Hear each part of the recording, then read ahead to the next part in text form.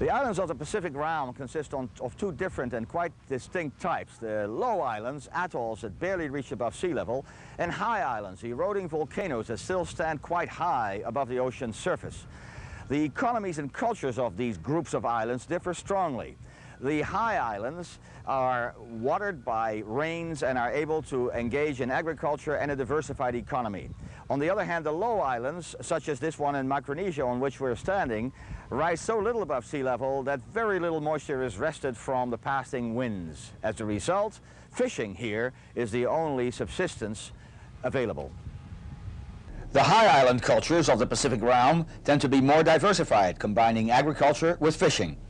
The high islands usually are territorially larger than the low islands, and these have supported the realm's larger and more powerful societies.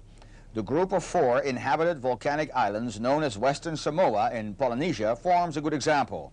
They lie at the northern end of the Tonga Trench, one of the deepest troughs in the floor of the Pacific Ocean.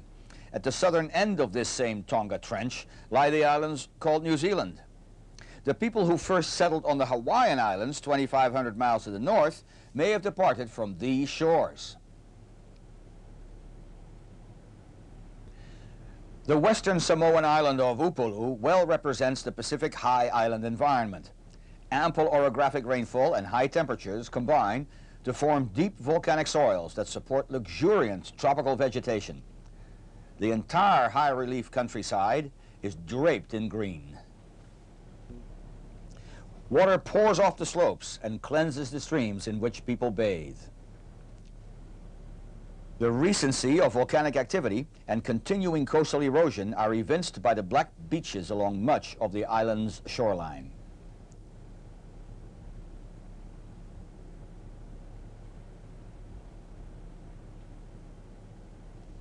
Self-sufficiency marks the economic geography here, and informality describes the cultural landscape. Staples, including the banana, breadfruit, and coconut, are grown on small plots, unconstrained by boundaries or fences. Flowers grow in profusion. Domestic livestock roam free in fields and streams. The market of Apia, the capital of Western Samoa, shows a variety of products grown on the islands. This is also a gathering place where trading bananas and other products seems incidental to the more important business of talking and social interaction. Women, many of large girth, wear colorful long dresses. Among the products traded here are coconut fiber for textiles, breadfruits, papayas, and other tropical fruits.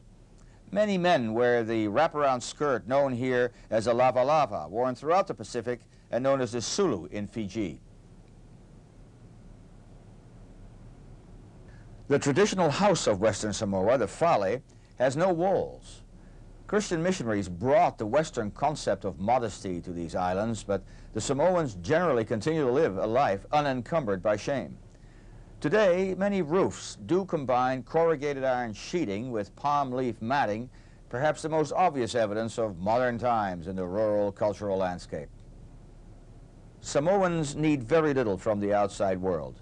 Furniture is made of wood from a neighboring island. Food is plentiful, and diets are varied, with fish and fruits. In the Pacific geographic realm, the high island societies have the advantage.